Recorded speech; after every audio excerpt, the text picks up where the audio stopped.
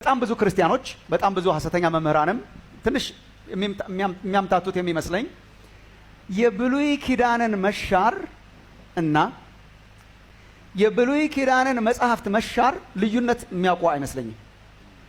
መጽሐፉ ሲነግረን ብሉይ ኪዳን አዝ ኪዳን ተሽሯል። እግዚአብሔር ሁለት ኪዳን የለውም። አሁን አዲስ ኪዳን ውስጥ ገብተናል። አሮጌው ኪዳን ተሽሯል ነው የሚለው መጽሐፍ ቅዱስ። አሮጌው ነገርም አልፏል፣ አሮጌው ኪዳንም ተሽሯል። ምን ማለት ነው? ሰው ሕግን በመጠበቅና የተለያዩ መስዋዕትን በማቅረብ ወደ እግዚአብሔር በሊቀ ካህናቱ አማካኝነት በእነርሱ አማካኝነት ወደ እግዚአብሔር ለመቅረብ እናደርግ የነበረው ያ ኪዳን ተሽሯል። አሁን እግዚአብሔር አሁን በሌሎች ካህናትና ሕግን በመፈጸም ሳይሆን በክርስቶስ በኩል ወደ እርሱ እንድንመጣ አድርጓል። ኪዳኑ ተሽሯል። ስምምነቱ ማለት ነው። አግሪመንቱ ከእግዚአብሔር ጋር ያለን ካቨናንት ተሽሯል።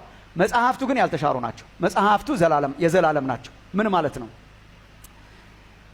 የእግዚአብሔር መንፈስ ያለባቸው መጽሐፍት ስለሆኑ የተፈጸሙትም በክርስቶስ ተፈጽመዋል። አሁን ለምሳሌ በብሉይ ኪዳን የተነገሩ ክርስቶስ የፈጸማቸው አሉ። የማያስፈልጉ በተለይ ወደ እግዚአብሔር ለመቅረብ የሚያደርጉ ወደ እግዚአብሔር መቅረቢያው መንገድ ክርስቶስ ኢየሱስ ስለሆነ ኢቨን እንደዛም እንኳን ሆኖ መጽሐፍቱ የሚናገሯቸው ፕሪንሲፕልስ ግን ዘላለማዊ ናቸው። ማንማርበት የእግዚአብሔር ቃልም የለም፣ ማንኖረው የእግዚአብሔር ቃልም የለም። እግዚአብሔር ክርስቶስን ሲያመጣው ሕጉን በተመለከተ ሐሳቡን ቀይሮ ሳይሆን የምንፈጽምበትን ጉልበትና ኃይል ሊሰጠን ነው። ስለዚህ ሕግን በመጠበቅ ለመጽደቅ መሞከርም መጽሐፍ ቅዱሳዊ አይደለም። በጸጋ ስለጸደቅን ሕግን አስወግዶ ለመጣል የሚደረገውም ጥረት መጽሐፍ ቅዱሳዊ አይደለም። ኢኳሊ የጸደቅነው ያለ ሕግ ነው። የጸደቅነው ሕግን ባለመጠበቅ ነው። የጸደቅነው ግን የሕጉን ሪኳየርመንት በመንፈስ ቅዱስ ለመኖር ነው የሚለው ባላንስ ነው። ኤርምያስ ምዕራፍ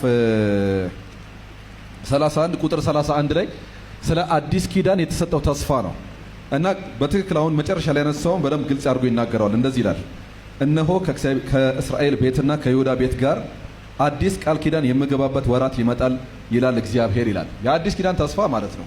የበፊቱን አስቀርቶት አዲስን ኪዳን እግዚአብሔር ከኛ ጋር ሊገባና የበፊቱን ሪፈር ሲያደርግ ምን ይላል? ከግብፅ አገር አወጣቸው ዘንድ እጃቸውን በያዝኩበት ቀን ከአባቶቻቸው ጋር እንደገባሁት ያለ ቃል ኪዳን አይደለም ብሎ ይናገራል። ከግብፅ ሲወጡ የነበረው ማለት ነው ሲና ተራራ ጋር መጥተው ከእግዚአብሔር ጋር ቃል ኪዳን የገቡት ነው። ቃል ኪዳናቸው ግልጽ አድርገን ነው ብንመለከተው እዛ ቦታ ላይ እግዚአብሔር 10ቱን ትእዛዛት ሲሰጥ እናያለን። ትእዛዛቱን ሕጉን ሰጣቸው። ከዛ ግን እነሱ ግን ስምምነታቸው እኛ በሕግ መሰረት እንኖራለን፣ እግዚአብሔር ደግሞ የነሱ አምላካችሁ እሆናለሁ ነው ስምምነቱ። በሕጉ መሰረት እስራኤል አልኖረም፣ አልቻሉትምም ጭምር። ስለዚህ በሕጉ መሰረት ሊኖሩ ስላልቻሉ እግዚአብሔር አዲስን ኪዳን እንደገና እገባለሁ ብሎ እግዚአብሔር ድጋሚ መጣ ማለት ነው። እና አዲስን ኪዳን ከኛ ጋር እግዚአብሔር ሊገባ ተስፋን ሰጠን። አዲስን ኪዳን እገባለሁ አለና ግን አዲስን ኪዳን ግን ሲገባ ግን ሕጉን ሲተው አናይም። ኪዳኑን ነው እንጂ የሻረው ሕጉን አልተወም። እንደዚህ ብሎ ይናገራል። እዛው ከቁጥር 32 ጀምሬ ነገር በቀጥለው ከግብፅ አገር አወጣቸው ዘንድ እጃቸውን በያዝኩበት ቀን ከአባቶቻቸው ጋር እንደገባሁት ያለ ቃል ኪዳን አይደለም፣ እነርሱ በኪዳኔ አልጸኑምና እኔም ቸላ አልኳቸው ይላል እግዚአብሔር። ከዚያ ወራት በኋላ ከእስራኤል ቤት ጋር የምገባው ቃል ኪዳን ይህ ነውና እግዚአብሔር ሕጌን በልባቸው አኖረዋለሁ፣ ኪዳኑን ትቼዋለሁ ነው። ምክንያቱም እነሱም ቸላ ብለውታል ነው። ግን ሕጌን ግን እሰጣቸዋለሁ መልሼ ነው። የዛኔም የሰጣቸው እግዚአብሔር ነው። በነገራችን ላይ በጽላቱ ላይ ጽፎት ሰጣቸው። ሙሴ ተናዶ ሰበረው።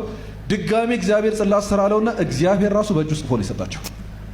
የዛኔ ያክል እግዚአብሔር አክብሮታል ሕጉንና ኪዳኑን ችላ አለዋለሁ አለና አሁን ግን ልዩነቱ ምንድን ነው? የዛኔ በድንጋይ ላይ ተጽፎ ተሰጣቸው። አሁን ግን በልባቸው ውስጥ አኖረዋለሁ። ሁለተኛው ላይ ሲመጣ ሕጉን ራሱን ነው በልባቸው ውስጥ አኖረዋለሁ።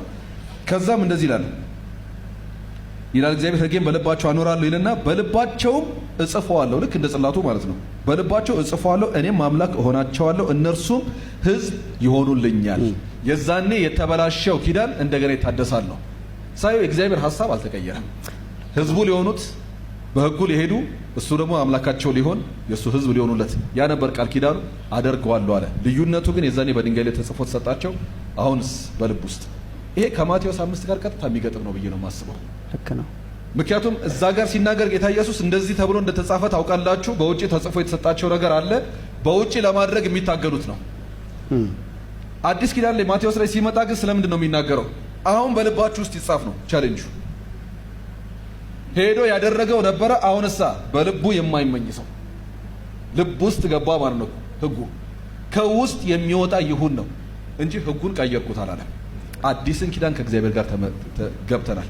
በሌላም በኩል ደግሞ ብንመለከተው የማይሄድም ነው አስተሳሰቡ። እናስበው እስኪ በክርስቶስ ኢየሱስ አምናለሁ ድኛለሁ እያልን ግን ሌሎች አማልክቶች አሉኝ ብንል አይገጥምም። በክርስቶስ አምናለሁ ግን እናትና አባቴን አላከብራቸውም፣ ወይ አመነዝራለሁ፣ ወይ ሰርቃለሁ፣ እገላለሁ እያለ የሚኖር ሰው በጣም የሚጋጭ ነው ሀሳቡ ራሱ በክርስቶስ ኢየሱስ